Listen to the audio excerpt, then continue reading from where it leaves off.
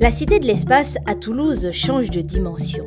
Sa nouvelle exposition nous fait découvrir deux missions spatiales actuelles.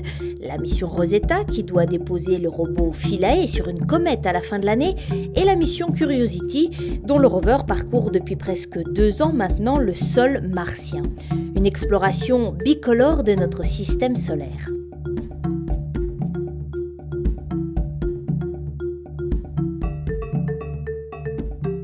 C'est très bien fait et c'est très joli. C'est magnifique. C'est fantastique. Ça fait rêver, quoi. Voilà, il nous faut du rêve. Pourtant, ces missions sont bien réelles. Pour en comprendre les principes et les enjeux techniques et scientifiques, il faut participer aux animations, fabriquer sa comète ou suivre le déploiement du robot cométaire. Qui vont permettre d'apprécier la consistance du sol. Et à partir de cette consistance, on va pouvoir affiner notre perception de la densité de cette comète. Ces ateliers, ainsi que la maquette de Philae, ont d'ailleurs bénéficié de l'expertise du CNES pour coller au plus près à la réalité. C'est un petit peu ralenti. Dans la réalité, l'atterrissage va se produire à 4 km/h, donc de façon un peu plus brusque. Et là, tout est simulé au ralenti, mais c'est quand même tout à fait réaliste au niveau du déploiement et de la mécanique. Quant aux objectifs pédagogiques, pas de doute, ils sont atteints. Ça m'a appris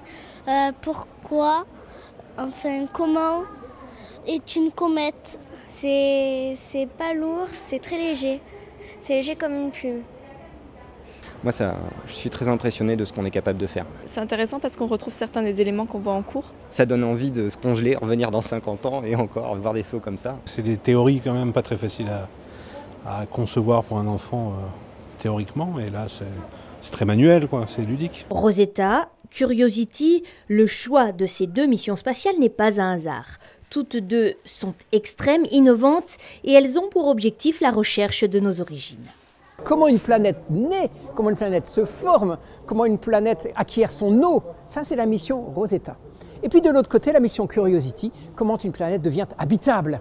À l'exemple de la Terre, est-ce que Mars dans le passé a pu être habitable? Deux questions, d'un côté l'habitabilité, de l'autre côté les origines, qui sont deux des plus grandes questions des enjeux de la planétologie moderne qu'on va pouvoir traiter ensemble ici. Finalement, deux missions qui ont l'air de se parler. Alors il y en a une qui a un petit avantage sur l'autre, c'est Curiosity, puisqu'on a fait le plus dur, on s'est posé.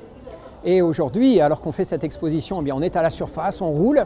L'autre, Rosetta, qui voit le mur arriver de la difficulté, assez sereinement parce qu'ils sont bien préparés, mais quand même se poser, se mettre en orbite autour du noyau cométaire et se poser à la surface, ça sera bien difficile.